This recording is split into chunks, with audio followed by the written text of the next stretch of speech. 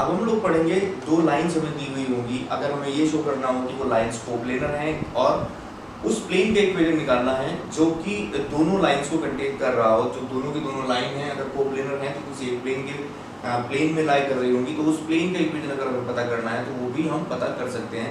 तो मान करके चलिए कि आपको दो लाइंस दी हुई है, r vector is equal to a1 vector plus lambda b1 vector and another line r vector is equal to a2 vector plus lambda b2 vector. हमें शो करना है, मान के चलिए कि ये दोनों की दोनों लाइंस कोप्लेनर हैं।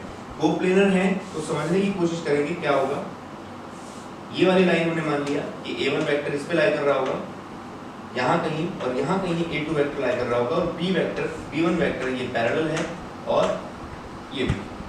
देखिए अगर ये दोनों लाइंस कोप्लेनर रहेंगी तो दोनों की दोनों लाइंस की अगर मैं एक परपेंडिकुलर वेक्टर उस प्लेन के परपेंडिकुलर वेक्टर यहाँ पर ले लूँ तो मुझे ये पता चल जाए कि दोनों की दोनों लाइंस के वो परपेंडिकुलर होगा, मतलब b1 के भी परपेंडिकुलर होगा और b2 के भी परपेंडिकुलर होगा। तो हम लोग पता कर सकते हैं कि नॉर्मल वेक्टर कैसे आ जाएगा इसका, उससे भी हम देख सकते हैं कि सिचुएशन ऐसे बनकर के आएगी। एक और सिचुएशन हमारे सामने बनकर के आएगी, क्योंकि b1 वेक्टर तो इसके पैरेलल ही है और b2 वेक्टर इस लाइन के पैरेलल है। अगर एक ही प्लेन में लाई कर रहे होंगे तो हमें एक और वेक्टर यहाँ से पता करके, मान लीजिए हमने AB वेक्टर पता किया, अब हमें तीनों के तीन वेक्टर वहां पर मिल जाएंगे जो कि उसी प्लेन में लाई कर रहे होंगे।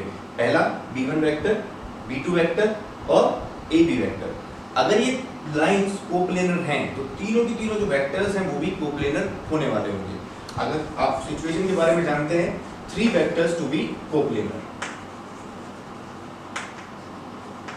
3 वेक्टर्स टू बी कोप्लेनर।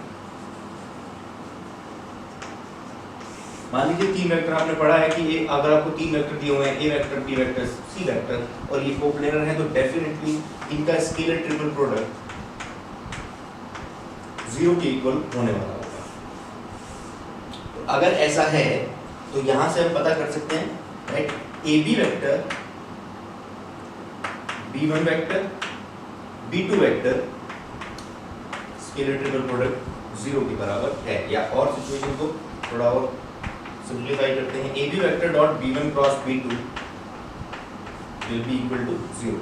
और भी आराम से इसको आगे बढ़ाया जा सकता है, a2 vector minus a1 vector dot b1 cross b2 is equal to 0 है तो लाइंस कोप्लेनर रहेंगी। ये सिचुएशन हमने यहाँ से पता कर दी। अब देखिए अगर मुझे पता करना हो उस प्लेन का इक्वेशन जो कि दोनों की दोनों लाइंस को कंटेन कर रहा हो, दोनों की दोनों लाइंस जिस प्लेन में लाई कर रही है उस प्लेन का इक्वेशन अगर हमें पता करना है तो कैसे किया जा सकता है। मान के चलिए यहाँ पर हमने देखा भी है कि अगर मैंने जैसा आपको बताया अभी कि दोनों वेक्टर सेम प्लेन में अगर लाई कर रहे होंगे और मुझे परपेंडिकुलर वेक्टर पता करना है तो वो बहुत इजीली पता किया जा सकता है, क्योंकि आपने पढ़ा होगा क्रॉस प्रोडक्ट में अगर हम दो वेक्टर का क्रॉस प्रोडक्ट करते हैं तो हमें एक नया वेक्टर मिलता है जिसकी direction perpendicular to the direction of both vectors रहती है। तो अगर मैं इन दोनों वेक्टर्स का क्रॉस प्रोडक्ट करूं तो मुझे नॉर्मल वेक्टर मिल जाएगा। Normal vector to the plane that will be b1 vector cross b2 vector. अब हमने चूंकि नॉर्मल वेक्टर पता कर लिया है और हम ये प्रूव कर चुके हैं कि दोनों की दोनों लाइंस कोप्लेनर हैं, तो ये दोनों पॉइंट्स भी प्लेन के अंदर में ही लाई कर रहे होंगे। a1 वेक्टर, a2 वेक्टर, दोनों के दोनों जो पॉइंट्स है वो लाइन प्लेन में ही लाई कर रहे हैं। तो हम जानते हैं कि अगर हमें नॉर्मल वेक्टर दिया हुआ है और एक कोई पॉइंट दिया हुआ है जिससे कि प्लेन पास कर रहा है तो उस प्लेन का इक्वेशन बहुत ही इजीली पता किया जा सकता है using the formula r vector minus a vector dot n vector is equal to 0। तो उसी की हेल्प से हम लोग पता करने की कोशिश कर रहे हैं equation of plane passing through one point when normal vector is 0।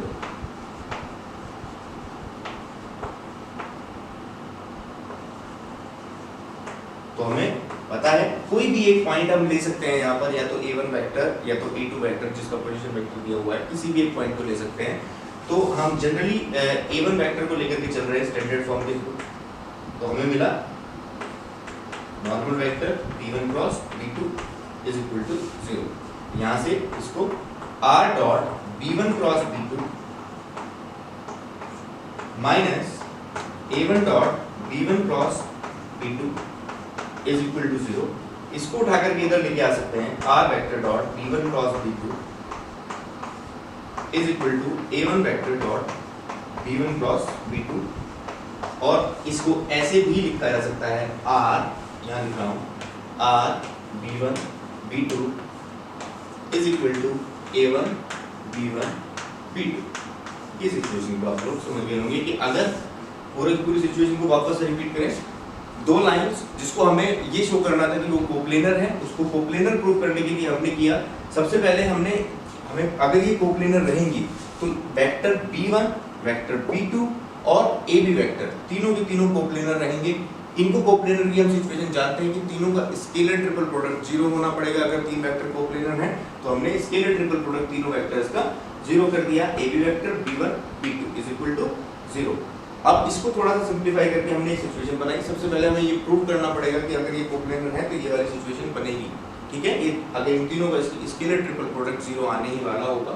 अब जब हम ये शो कर चुके होंगे कि वो तीनों दोनों लाइन कोप्लेनर हैं, तब हमें उस प्लेन का इक्वेशन कैसे पता करना है।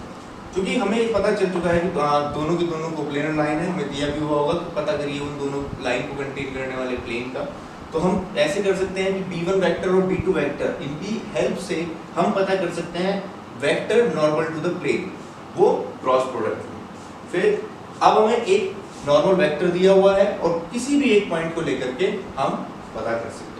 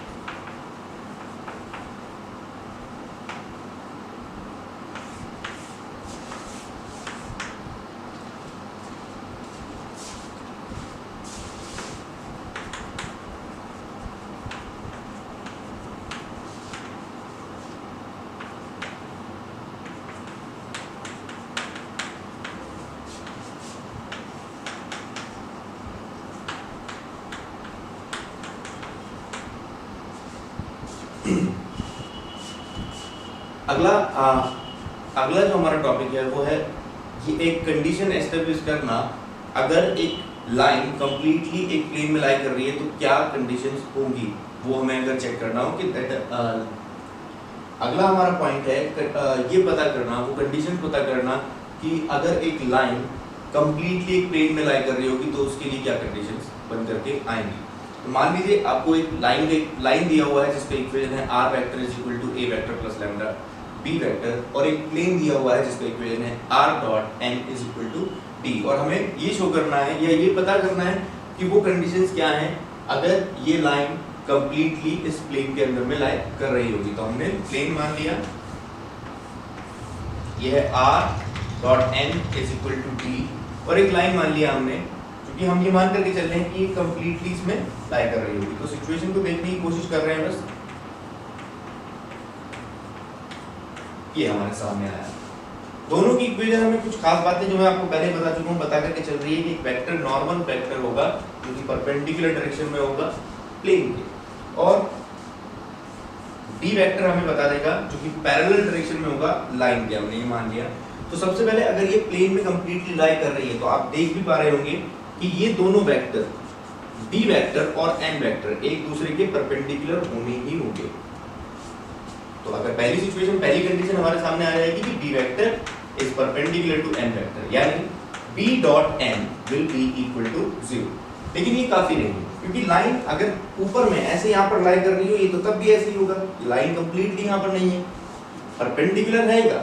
b वेक्टर इसके परपेंडिकुलर है लेकिन लाइन बाहर हो सकती है, जैसे मान करके चलिए ये हमारा प्लेन है, लाइन यहाँ पर भी हो सकती है, तो प्लेन उसको कंटेन नहीं कर रहा है, लाइन बाहर है, लेकिन इस कंडीशन को तो फुलफिल कर रहा होगा।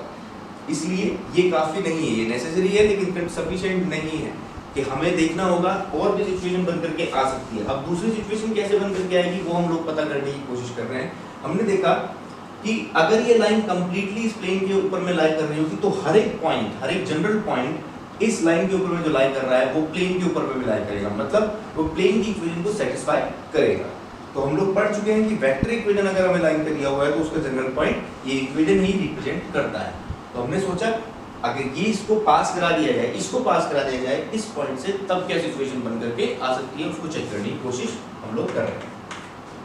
तो r vector dot n vector is equal to d, और हमने इसको r वेक्टर को रिप्लेस कर दिया a vector plus lambda d vector dot n is equal to d, यानी a dot n plus lambda b dot n is equal to d। और हम ये जान रहे हैं कि b dot n is equal to तो डेफिनेटली जीरो होने वाला है, यानी ये वाली टर्म पूरी की पूरी जीरो हो जाएगी। Means a vector dot n vector is equal to आपका d आ जाएगा।